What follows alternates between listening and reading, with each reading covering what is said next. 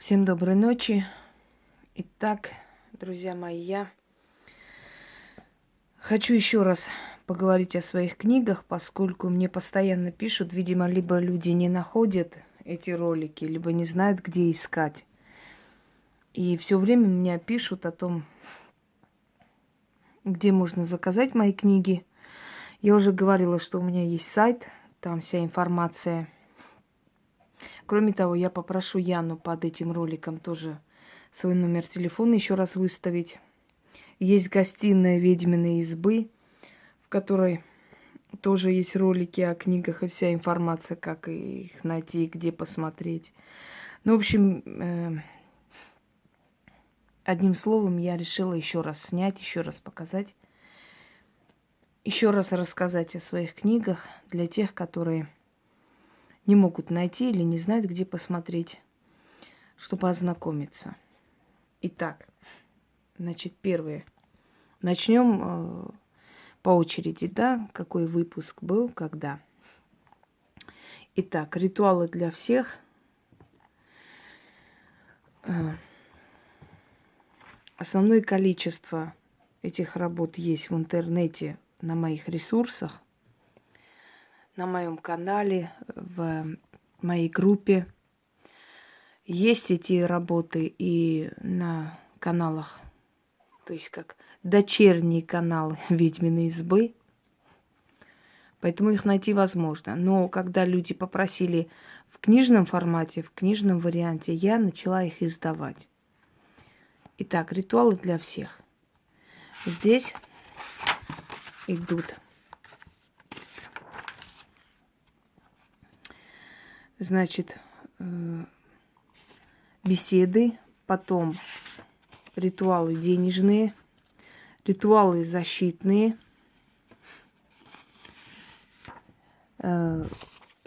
здесь все поперемешано, да, нужные для всех ритуалы.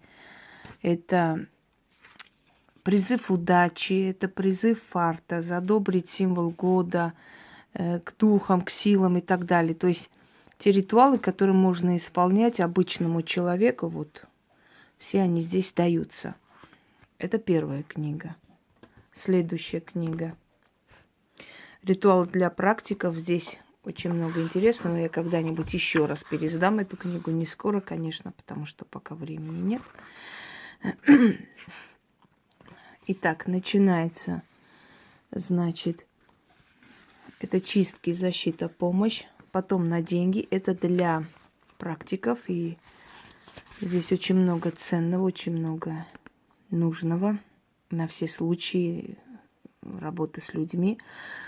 Так, ритуалы, необходимые самому практику. Далее пойдемте. Помощь практику – это умножить силу, восславить богов, себя очистить и прочее, прочее. Вызов определенных сил для удачи в делах. Далее обращение к силам идет. Вот, наказание, порчи и прочее, что неотъемлемая часть любой работы. Это вторая книга. Пойдемте далее. Потом у меня были изданы в нашей редакции, в нашем издании. Сейчас, одну секунду. Вкратце просто колдовство. Эта книга очень важна. Здесь теория. Очень много теорий, что поможет практику понять свою работу. Самое главное, уметь объяснить. Показываю изначально. Это все есть на моем сайте, но в любом случае, если кому интересно. Итак, вызов мужа, клятва верности силам и так далее, и так далее. Усилить ясновидение для тех, у кого она есть. Так, для усиления эффекта работы. Ярый меч отлично работает. Вот, семена раздора тоже очень неплохо работают, подчинить мужчину, напустить суетных бесов и так далее. Здесь есть защита от властей. Это заговор моей прабабушки. Ни один властимущий в жизни к вам не подойдет и ничего вам не сделает. Чтобы срочно пришли деньги и прочее. Каждый из этих ритуалов на весь золото, потому что помогает практику строить свою работу настолько правильно, что получается практически с каждым человеком работать. Далее, пойдемте. Вторая книга. Я когда издаю, стараюсь и для практиков, и для простых людей, как бы и так, чтобы вместе выходили две книги. Так, это у нас «Живи богато» книга. Здесь беседы, здесь ритуалы на богатство, здесь ритуалы фортуны, собраны воедино. Альбомы наших зрителей. Сейчас открою. Да. Как люди проводят эти ритуалы. Те, которые часто это делают, у которых получается, кто доволен, отправляет нам фотографии своих алтарей. Мы их потом вносим в книгу, для того, чтобы простому человеку было понятно примерно, как все это происходит. Вот следующая книга, да? Рассказываю просто вкратце, но вы можете набрать, скажем, «Ведьмина изба» сайт и зайти посмотреть на моем сайте точно так же, изучить эти книги. Пойдемте далее. После были изданы «Яд и противоядие». Это 30 сильнейших порч и ритуалов для их снятия. То есть это и снятие любой порчи, и наведение, потому что порча — это есть самооборона любой ведьмы. Это все равно, что львица будет без когтей и клыков. Это уже не львица, согласны? Точно так же ведьма, которая не умеет наказывать, это уже не ведьма, это фуфло. Кроме того, эта книга, знаете, чем еще важна? Что такого рода наведенные порчи можно снять. То есть человек не знает, каким образом это снять, хотя практикам все равно это приходит. В любом случае бывает, что никак не знают, не имеют представления, как это можно снять. Имея эту книгу, можно пойти показать этому практику или переписать и, собственно говоря, помочь ему снять с вас то, что у вас есть, что на вас наведено. Я думаю, что не стоит говорить, что это все мои работы. То есть это мои работы. Это работы, которые я взяла, то есть за основу есть и бабушкины мои работы, но основное количество — это мои работы, собственно говоря. Пойдемте далее. Так, следующая книга вместе с «Ядом, противоядием», которая вышла, это «Семейный очаг». Все, что нужно для благополучия семьи, для защиты семьи от болезней и прочее, и прочее. Сохранение семьи, то есть семьи, извиняюсь, каким образом этого достичь, этой гармонии. Книга «Семейный очаг». Мой собственный опыт, мои наблюдения, практика работы с людьми, ну, естественно, ритуальная часть, заговоры и прочее, что, собственно, быстро работают и не требуют особых усилий от простого человека. Следующая книга, которая вышла, это «Скоропомощник». Я пошла навстречу своим зрителям, которые просили такой маленький блокнотик заговоров, которые можно читать без алтаря. То есть это скоропомощники, заговоры на защиту, для здоровья, на деньги. Значит, помощь — это от внезапной опасности, это от сплетен, от проверок, это у нас, по-моему, капнуло, ничего страшного. и прочее, прочее, что можно носить вот в сумке людям, которые оказались в какой-то трудной ситуации, взять, прочитать и миновать эту беду. Пойдемте далее. Вместе со скоропомощником вышла книга «Вичак. Армянская книга судьбы». Я уже объясняла, что вичак означает положение, состояние, то есть в каком состоянии, в каком положении находятся дела, судьба и прочее, прочее. Основано на традициях армян собираться несколько дней в году, в сильные дни, в сильные религиозные праздники или языческие праздники, и предсказывать судьбу определенной книгой. Эти книги хранились в некоторых семьях, уважаемых семьях в селениях у армян. И время от времени люди обращались за помощью, то есть считалось, что через эти книги в сильные дни им отвечают силы судьбы, да, боги, как хотите. В общем, силы, которые руководят судьбой человека. На основе вот этих поверий я создала книгу «Вичак». В этих книгах, во всех этих книгах, в создании этих книг участвовала Яна. Она художник, дизайнер, и она составитель всего этого. Я ей очень благодарна, потому что человек не только набирала текст, она еще корректирует, она улучшает, она вкладывает всю душу. В некоторых этих почтах иностранных некоторое время проверяли книгу, не старинная ли эта книга, то есть это под старину сделано, и буквы напоминают буквы армянского алфавита, специально сделаны из армянского алфавита. Здесь иллюстрация каждой ситуации. В начале книги дается, как обратиться, как поблагодарить, значит, как оживить книгу судьбы время от времени. Ответы, которые эта книга дает, поразительно четкие, точные. И они действительно вот именно так, собственно, и происходит. Здесь даже не важно вера или что, здесь важно просто уважение к этой книге. Словно, знаете, глазами вот этой женщины смотрит на вас сама судьба, армянская судьба, я бы сказала. Кстати, это не фотография, это точно также такой же рисунок, то есть это созданный образ, тоже созданный образ Яной. Отличная книга, всем нравится.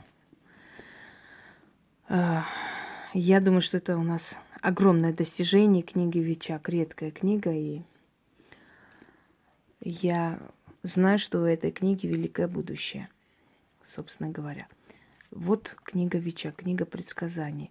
Это для людей, которые хотят иметь ответ на вопрос в любое время, когда им нужен этот ответ, да? Это вот следующая книга. Далее. Я надеюсь, что все книги показала. Если что, немного устала, сегодня много дел. В любом случае. Недавние книги, которые вышли, «Магия жизни». Почему «Белый волк»? Потому что этот год Белого волка, я об этом говорила, объясняла, как обращаться с духом Белого волка, чтобы год был благоприятный, благополучный для вас.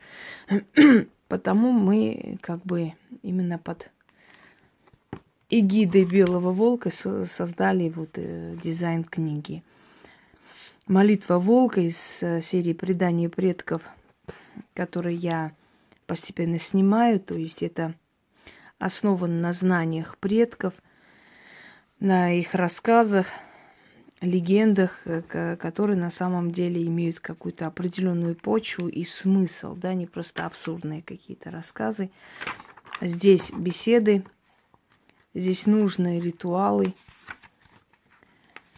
которые человеку могут помочь всю жизнь. Знаете, достаточно несколько этих ритуалов, знаете, заговоров, чтобы уже улучшить свою жизнь, поменять свою жизнь. И в моих книгах очень много работ этнического характера, очень много взято за основу римские традиции, византийские традиции, традиции армян, грузин, африканские традиции. Я поделилась работами и мастеров вуду на языке суахили, на языке креольском и прочее. То есть их множество, великое множество. И все, что я знаю, все, чем я владею, я постепенно делюсь и показываю, и отдаю миру.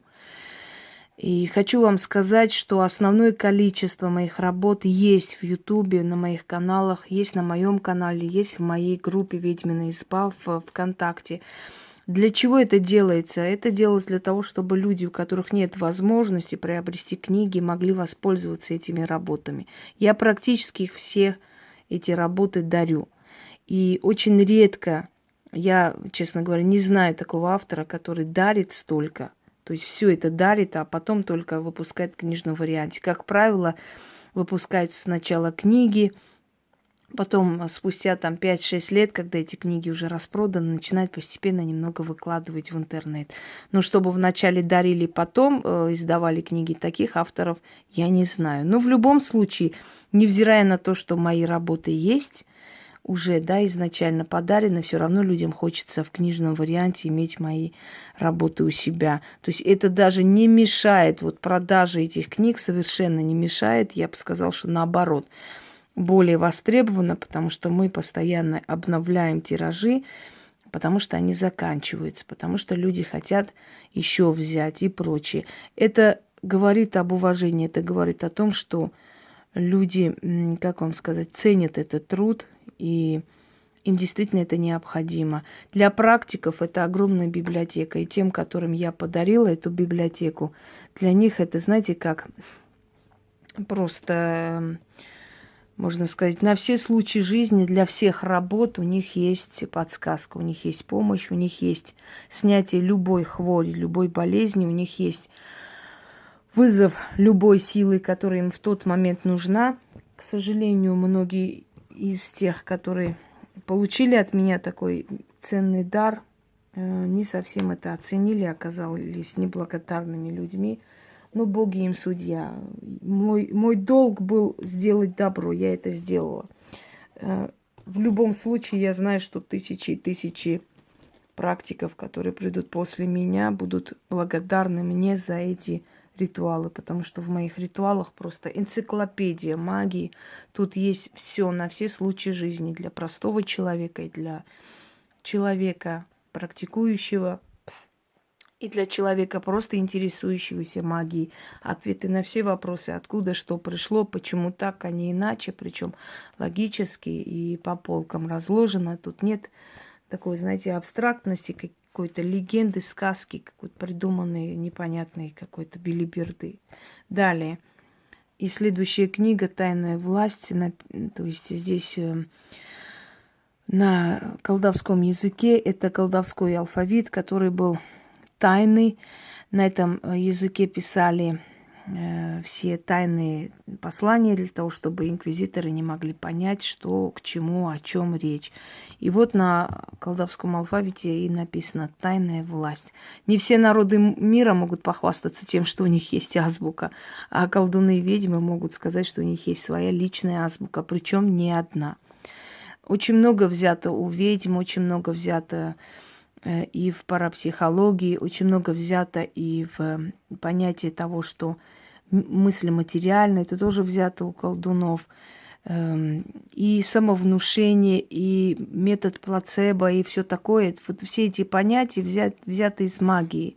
Просто немножко переделаны под психологию. Но это все взято именно из древних учений, которые вначале называли жречеством, потом, когда язычество было уничтожено и пришли на смену религии, и те, которые служили древним богам, уже были объявлены вне закона, колдунами, магами, то есть чародеями, грешниками, служителями сатаны и прочее, и темной силы. В общем, как могли, их браковали.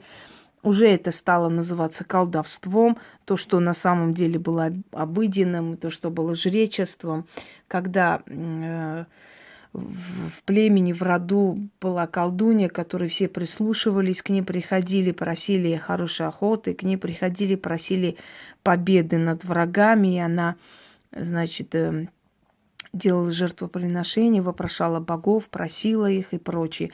Тогда они были очень нужны, и действительно к ним было отношение соответствующее.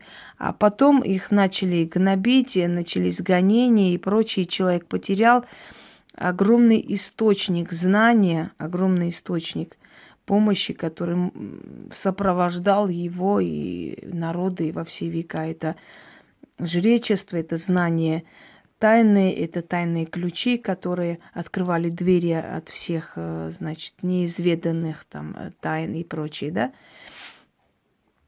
Потом, через многие века, подсознательно ли, через сны, через предсказания, через связь с потусторонним миром опять начали восстанавливаться вот эти все древние знания, уже, может быть, более осовремененные, но в любом случае древние, неповторимые, сильные и необходимые каждому человеку.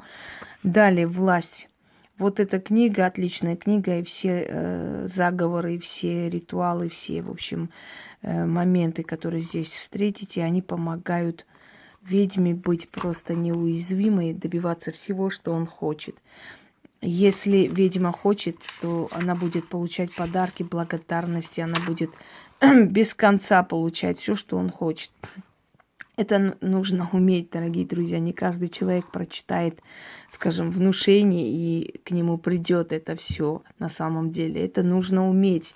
Не каждая ведьма способна внушить свою волю, способна навязать, если так хотите, да, если уж подумать, что это все навязано, но и навязывать надо уметь. Не каждому дано что-либо кому-либо навязывать, скажем так.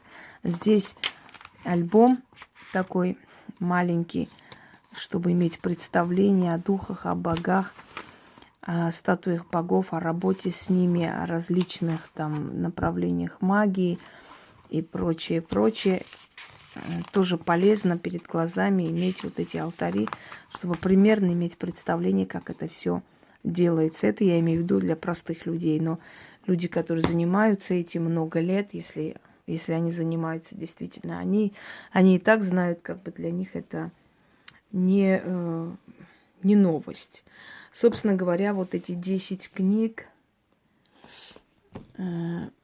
я планирую в скором времени еще выпуск книг, но пока отдыхаю, потому что эти книги выжили меня в некоторой степени, очень устала, скажем так, исчерпалась издавать, хотя у меня в запасе очень много знаний, которые хотелось бы оставить в этом мире. Придет время, когда эти книги будут издаваться еще чаще, не будем успевать их переиздавать, потому как нужные знания, они никогда не ржавеют, да.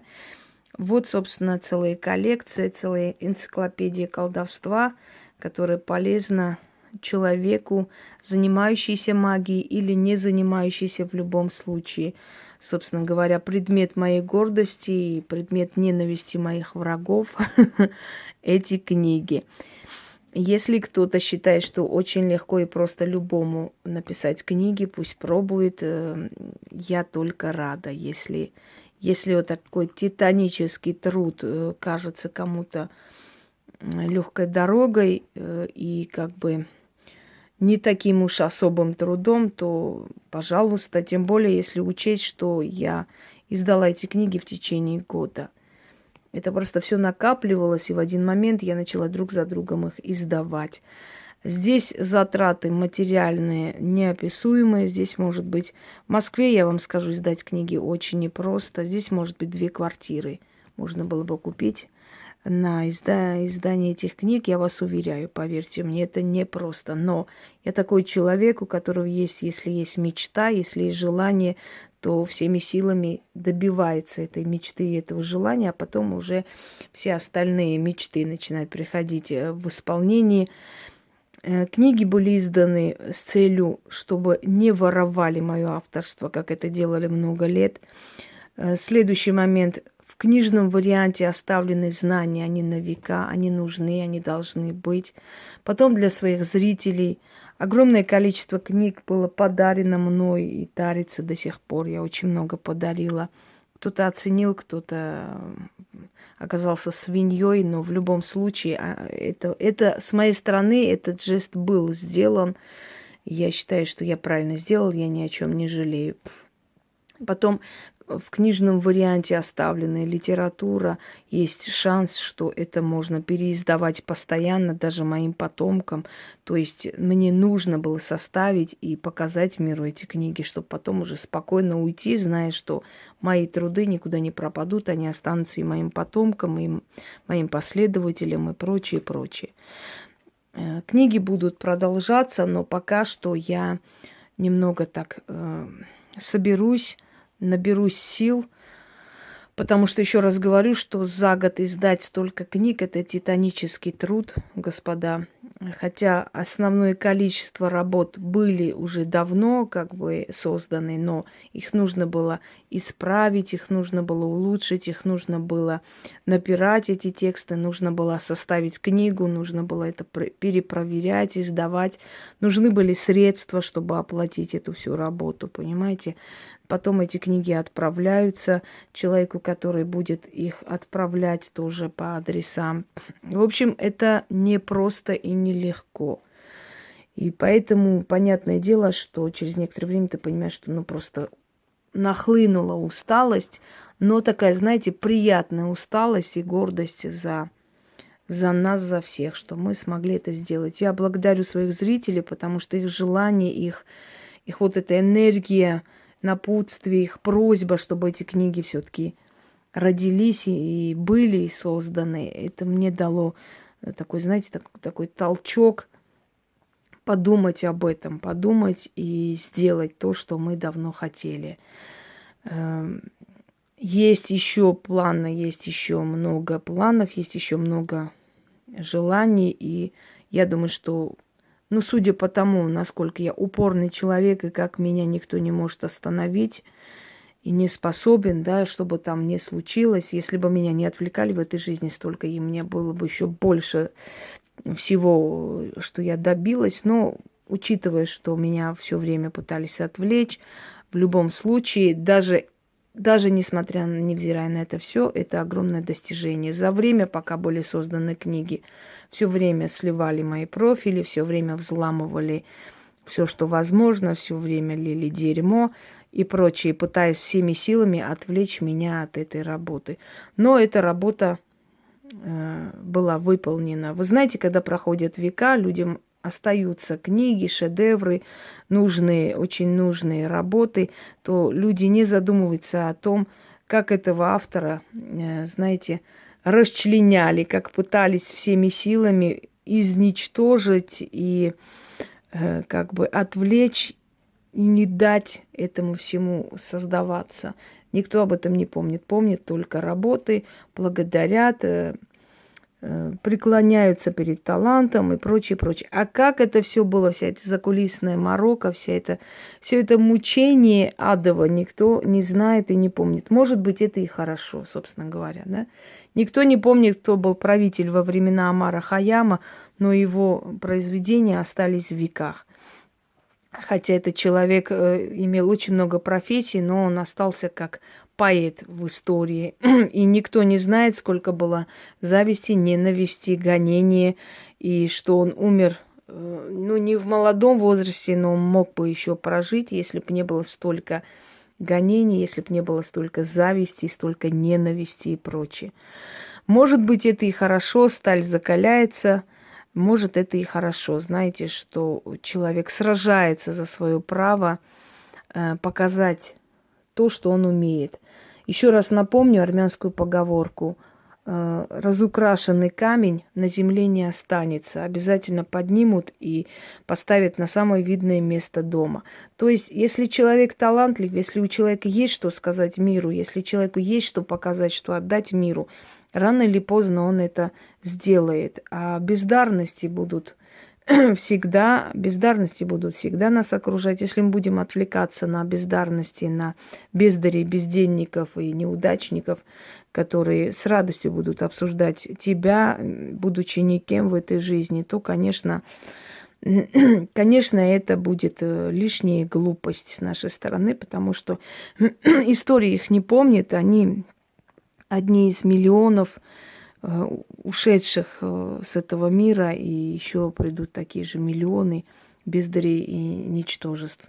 А имена, которые выделились из толпы, эти имена остаются в веках. Так что, дорогие друзья, если у вас есть мечта, следуйте этой мечте, абсолютно, совершенно не отвлекаясь ни на что. И Александр Македонский говорил: никогда не сдавайся, и ты увидишь, как сдаются другие. Что бы в этой жизни не было, никогда не допускайте мысль сдаться, опустить руки и прочее, прочее. Никогда. Не просто, чтобы не радовать своих врагов, а чтобы не предавать свою мечту. Потому что мечта, она достойна, чтобы вы мечту воплотили в жизнь. Когда я иногда смотрю на эти книги, вспоминаю, какими страданиями и трудностями они мне были даны, через какие огонь и воду мне приходилось пройти для того, чтобы когда-нибудь эти книги были изданы. У меня эти книги в мыслях были 20 лет назад. Я 20 лет к этому шла. Я начинаю понимать, что вот исполнение этой мечты абсолютно несопоставимо с тем, что мне пришлось пройти. То есть я понимаю, что расплата, какая бы она ни была, она значительно меньше, чем стоит эта мечта, чем стоит то, что ты смогла это сделать. Потому что, в отличие от некоторых великих цариц, мои книги не интернетная белиберда, мои книги работы, мои работы. От и до.